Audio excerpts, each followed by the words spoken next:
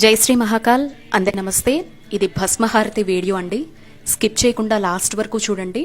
మన జ్యోతిర్లింగాల్లో మధ్యప్రదేశ్లో కొలువై ఉన్నటువంటి ఉజ్జయిని మహాకాళేశ్వరుడి దగ్గరకు వెళ్ళిన తర్వాత ఖచ్చితంగా ప్రతి ఒక్కరూ వాళ్ళ జీవితంలో ఒక్కసారైనా చూడాలి అని పరితపించేటువంటి భస్మహారతి అండి. ఇది ఉదయం 3 గంటలకు మొదలు పెడితే 5:30 గంటల వరకు ఫస్ట్ జలాభిషేకం జరుగుతుంది స్వామివారికి. ఆ తర్వాత చితాభస్మంతో కూడుకున్నటువంటి అభిషేకం అన్నమాట. అసలు మన ప్రపంచంలోనే ఎక్కడ కూడా ఏ శివాలయంలో కూడా ఇటువంటి భస్మహారతి ఉండదండి. సో దీని తర్వాత మిగతా భారతదేశంలో కావచ్చు, కొన్ని ప్రాంతాల్లో కావచ్చు భస్మహారతి వంటివి పెట్టారు. కానీ శ్మశానంలో చివరి మృతదేహంకి సంబంధించినటువంటి భస్మం ఏదైతే కాలి ఉంటుందో అది అప్పటికప్పుడు ఫ్రెష్గా తీసుకొచ్చి స్వామివారికి ఉదయాన్నే బ్రహ్మ ముహూర్తంలో చేసేటువంటి అత్యంత కనులకు విందుగా కైలాసంలోనే మనమంతా కూర్చున్నామా అనిపించేంత అనుభూతినిచ్చేటువంటి భస్మహారతి అండి ఇది. సో ఎవరైనా వృద్ధులై ఉండొచ్చు, గర్భిణులై ఉండొచ్చు, చిన్నపిల్లలై ఉండొచ్చు, లేదా ఈ జీవితంలో ఇంకా వెళ్ళేటువంటి అవకాశం లేదు అని భావించినా, ఎప్పుడైనా వెళ్ళాలి అని అనుకున్న ఒక అనుభూతి పరంగా ఈ వీడియో అందరికీ ఉపయోగపడుతుంది అనేటువంటి ఉద్దేశంతో భగవంతుడు నాకు కూడా జీవితంలో ఇచ్చినటువంటి ఒక్క అవకాశాన్ని కెమెరా కళ్ళతో చూసి మీ అందరికీ అందించాలి అనేటువంటి తపనలో భాగంగా ఈ వీడియో ప్రజెంట్ చేస్తున్నాను. సో లాస్ట్లో అంటే ఈ స్టార్టింగ్లో చెప్పాల్సినటువంటి విషయాలన్నీ చెప్పేసిన తర్వాత ఒరిజినల్ ఆడియో హారతి స్టార్ట్ అవుతుంది అనగా నేను అక్కడ ఎలా అయితే కూర్చొని మనం చూస్తామో ఆ డప్పు చప్పుళ్ల మధ్య, స్వామికి ఇచ్చేటువంటి ఆ ఢమరుక నాదాల మధ్య కైలాసంలో ప్రమద గణాలు కేళి చేస్తూ ఉంటే స్వామివారికి మన కనులారా అభిషేకం జరుగుతోందా అన్నట్లుగా అద్భుతమైనటువంటిదండి ఈ ప్రక్రియ అనేది. సో ఒరిజినల్ ఆడియో పెడతాను. ఇయర్ ఫోన్స్ ఎవరికైనా ఉంటే ఇయర్ ఫోన్స్ పెట్టుకొని చూడండి. లేదు అంటే గనక సౌండ్ పెద్దగా పెట్టుకొని చూస్తే మీరు అక్కడే ఉండి కూర్చొని చూస్తున్నటువంటి అనుభూతి వస్తుందండి. ఉజ్జయిని మహాకాలుడు అంటే స్వామివారి ఇక్కడ దక్షిణ ముఖంగా ఉంటారు. ఇక్కడ ఉండేటువంటి ప్రత్యేకత ఏంటంటే స్వామివారి ఆ రూపం కింద శంఖంతో కూడుకున్నటువంటి యంత్రం ఉంటుంది. మామూలుగా అమ్మవారు అనగానే శ్రీచక్రం ఎలా అయితే చెప్తామో స్వామి కింద ఉండేది శంఖం అండి. ఇక్కడ శంఖానాదానికి చాలా ప్రాధాన్యత ఉంటుంది. స్వామివారి ఆ మూర్తి అనేది దక్షిణ ముఖంగా ఉంటుందన్నమాట. పానవట్టం అనేది దక్షిణం అంటేనే యమస్థానం అని మనందరికీ తెలుసు. ఈ రూపంలో ఉన్నటువంటి జ్యోతిర్లింగంలో కొలువై ఉన్నటువంటి మహాకాలుడి దర్శనం, భస్మాభిషేకం ప్రత్యేకంగా ఎవరైతే చేసుకుంటారో వాళ్ళకి అపమృత్యు భయాలు తొలగిపోతాయన్నమాట. అంటే వాళ్ళ ఇంట్లో ఏవైనా దోషాలు మరణపరంగా ఉంటూ ఉన్నా, అంటే చిన్న వయస్సులోనే చనిపోవడం లాంటివి జరుగుతూ ఉంటాయి కొన్ని కుటుంబాల్లో. చాలామంది తక్కువ ఏజ్లోనే వైధవ్యాన్ని పొందుతూ ఉంటారు. ఆ ఇంట్లో జనరేషన్స్ వైజ్గా ఏదో ఒక యాక్సిడెంట్స్ లాంటివి జరుగుతాయి. ఎప్పుడు బయటకు వెళితే ఎలాంటి వార్త వింటామో అనేటువంటి భయం ఉన్న వాళ్ళు ఎవరైనా జీవితంలో ఒక్కసారి ఆ తరం వాళ్ళు, ఆ కుటుంబం వాళ్ళు వచ్చి ఇక్కడ స్వామివారికి అభిషేకం చేయించుకుని కనులారా ఈ భస్మహారతిని తిలకిస్తే చాలు, ఇక ఆ జనరేషన్తోనే అపమృత్యు భయాలనేవి అక్కడికి స్టాప్ అయిపోతాయి అని చెప్పి ఎంతోమంది నమ్మడం మాత్రమే కాదండి, వారి జీవితాల్లో నిదర్శనాన్ని కూడా గమనిస్తారు. ఇది మొత్తం కూడా నంది ప్రాంగణం అంటారు. మనం పొద్దున్న అంటే ముందు రోజు భస్మహారతికి టికెట్స్ ఎలాంటి పర్వదినాలు, వీకెండ్స్ లేకపోతే గనక మనకి కౌంటర్ దగ్గరే 48 అవర్స్ బిఫోర్ టికెట్ ఇస్తారండి. పొద్దున్నే 1:30కు వచ్చి క్యూ లైన్లో నిలబడాల్సి ఉంటుంది.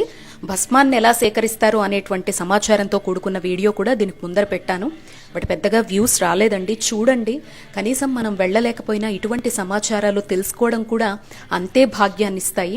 ఎందుకంటే అందించేటువంటి నాలాంటి వారు కూడా అంతే మనసు పెట్టి నలుగురు చూడాలి, నాతో పాటు నలుగురికి మంచి జరగాలి అనేటువంటి సదుద్దేశంతోనే ఇటువంటి వీడియోస్ అనేది చేస్తామండి. సో కాబట్టి ఆ వీడియోని చూసిన తర్వాత ఇది చూస్తే మీకు బాగా అర్థమవుతుంది. ఈ ప్రాంగణంలో మొత్తం కూడా ఈ టైంలో సర్వదర్శనాలు అనేవి నిలిపివేసి ఓన్లీ మార్నింగ్ 1:30 నుంచి 4:30 వరకు కూడా భస్మహారతి మాత్రమే వీక్షించేలాగా ముందు రోజే టికెట్స్ అనేవి ఇస్తారు. ఎవరు ముందుగా వెళ్లి క్యూ లైన్లో నిలబడితే వాళ్ళు ముందుగా కూర్చోగలుగుతారండి. అయితే స్వామివారి గర్భాలయ ప్రాంగణానికి ముందర మాక్సిమం విఐపీలు లేదంటే అక్కడ ఉండేటువంటి పండితుల కుటుంబ సభ్యులు వాళ్లే నిండిపోయి ఉంటారు. మనకి గ్రిల్స్ లాంటివి పడతారు, ఆ గ్రిల్స్ దగ్గర కూర్చోవాల్సి ఉంటుందన్నమాట. మొబైల్స్ అవి కూడా లోపలికి అలౌ చేస్తారు. ఆడవాళ్లు సంప్రదాయ దుస్తులు ధరించాలి, మగవాళ్లు కూడా సంప్రదాయమైనటువంటి దుస్తులు అనేవి ధరించి లోపలికి వెళ్లాలండి. ఆడవాళ్ళు భస్మహారతి చూడకూడదు అని చాలా మంది అంటూ ఉంటారు. అలా ఏం లేదండి, ఎవరైనా కూడా భస్మహారతి చూడొచ్చు. అయితే ఆడవాళ్ళు భస్మహారతి స్టార్ట్ చేస్తారు అనంగా పైన కొంగు వేసేసుకోమని చెప్తారనమాట తల మీద. మళ్ళీ భస్మహారతి కంప్లీట్ అయిన తర్వాత కొంగు తీసేయచ్చు. మనస్ఫూర్తిగా చూసేంతసేపు మీరు ఉజ్జయినిలోనే ఉన్నారు అనేటువంటి భావనతో ఈ వీడియో చూడండి. తప్పకుండా ఎటువంటి అపమృత్యు భయాలున్నా తొలగిపోవడం మాత్రమే కాదు, భగవంతుడు మీరు ఒక్కసారి స్వామివారిని దర్శించుకోవాలి అనేటువంటి మీ సంకల్పాన్ని కూడా నెరవేరుస్తారు అని మనస్ఫూర్తిగా నమ్ముతూ ఉన్నానండి. ఏదైనా మన సంకల్ప బలము ఎంత లీనమయ్యి భావనతో మనమైతే ఆ భావనను పొందుతామో ఖచ్చితంగా భగవంతుడు నెరవేరుస్తాడు. ఇలా భస్మహారతి వేసే ముందర క్లాత్ కప్పుతారు. ఇదివరకు అయితే క్లాత్ కప్పేవారు కాదు. ఇప్పుడు అలంకారం చెడిపోకూడదు అనేటువంటి కారణం ఒకటి, ఇంకొకటి ఆ భస్మం అనేది రెగ్యులర్గా వేస్తూ ఉండటం వల్ల స్వామివారికి సంబంధించినటువంటి ఆ రాయి ఏదైతే ఉందో అది చాలా వరకు పెచ్చులు ఊడిపోతున్నాయి అనేటువంటి ఉద్దేశంతో గత కొన్నేళ్లుగా గవర్నమెంట్ ఈ రూల్ పెట్టిందనమాట. సో ఇక్కడ నుంచి నేను ఒరిజినల్ ఆడియో పెట్టేస్తాను. భస్మహారతి ఫస్ట్ జలాభిషేకం పంచామృతాలతో జరుగుతుంది. ఆ తర్వాత ఒక విచిత్రమైనటువంటి మంత్రాలతో, అవి ఏంటి అనేది గుర్తుపట్టలేకపోవచ్చు, వాళ్ళ యాస ప్రకారము వాళ్ళ మంత్రం పలికేటువంటి విధానం ప్రకారము భస్మహారతి జరుగుతున్నంతసేపు సైలెంట్గా ఉంటుందండి. ఎంత బాగుంటుందో ఆ పొగొచ్చి మన దగ్గర తాకుతున్నప్పుడు చాలు స్వామి జన్మకి ఇంతకన్నా కావాల్సింది ఏముంది అని అనిపిస్తుంది. ఆ వెంటనే ఆ క్లాత్ని తీసివేసి అద్భుతంగా చేసినటువంటి అలంకారం కనిపిస్తుంది స్వామివారికి. అప్పుడు హారతులు ఇస్తారండి. మంగళ వాయిద్యాలు, డప్పు వాయిద్యాలు, మేళ తాళాల మధ్య ఉంటుందండి. అది నిజంగా ప్రత్యక్షంగా చూస్తేనేనండి, మాటల్లో వర్ణించడానికి నాలాంటి వాళ్ళకి మాటలు కూడా రావు, అంత అద్భుతంగా ఉంటుందన్నమాట. అయితే ఈ భస్మాన్ని ఎవరికి ప్రసాదంగా ఇవ్వరండి. సో అలా మనం కన్నులారా చూసి ఆస్వాదించాలంతేను. దీని తర్వాత ఎవరైనా పెద్ద పెద్ద విఐపీలు ఉంటే మొత్తం భస్మహారతి అయిపోయిన తర్వాత లోపలికి స్పర్శ దర్శనానికి పిలుస్తూ ఉంటారు. అది ఎవరో అదృష్టవంతులండి. ఇప్పుడైతే స్పర్శ దర్శనం పూర్తిగా తీసేశారనమాట. పెద్ద పెద్ద వాళ్ళకి మాత్రమే లోపలికి తీసుకువెళ్ళి చేస్తున్నారు. బట్ అక్కడ ఉండేటువంటి స్టాఫ్కి చాలా ప్రాధాన్యతనిస్తారు. వాళ్ళందరూ కూడా రోజు స్వామిని స్పర్శించుకొని వాళ్ళ డ్యూటీలకు ఎక్కేలాగా చాలా అద్భుతంగా ఉంటుంది. ఇదిగోండి ఇక అలంకారం చేసేస్తారు ఇలాగా. ఇక్కడ మరో విశేషం అండి, భస్మహారతికి వెళ్ళేటప్పుడు స్వామివారికి పట్టుపంచ తీసుకొని వెళ్ళండి. ఎవరైనా వెళితే, నాకు తెలియక నేను తీసుకువెళ్ళలేదు. వాళ్ళు పూజారులు అలంకారానికి ముందర అడుగుతారనమాట, ఎవరైనా స్వామికి వస్త్రాలు తెచ్చారా అని చెప్పి. మనం ఎంత అందమైనటువంటి వస్త్రాలు తీసుకువెళ్తే అంత అందంగా స్వామివారిని అక్కడ అలంకరిస్తారు. ఎన్ని తెచ్చినా అన్నింటినీ అలంకరిస్తారు. మనం తెచ్చే చిన్న అరటి పండుకి కూడా ప్రాధాన్యతనిస్తారండి అక్కడ. అదే మనం చేసుకునేటువంటి అదృష్టం అనమాట ఇటువంటి క్షేత్రాల్లో. సో మీరు ఏదైనా తీసుకువెళ్తే అక్కడ పండితులకు అందించండి. వాళ్ళు లోపల స్వామికి నైవేద్యంగా సమర్పిస్తారు. వస్త్రాలంకారంలో మనం ఇచ్చినటువంటి వస్త్రాన్ని పైన వేస్తారు. రుద్రాక్షలు తీసుకువెళ్తే గనక ఆ రుద్రాక్షల స్వామి మెడలో వేసి మన చేతికిస్తారు. సో ఇటువంటి అవకాశాన్ని వదులుకోకండి. ఇక్కడ నుంచి ఒరిజినల్ ఆడియో పెడుతున్నాను, చూసేయండి.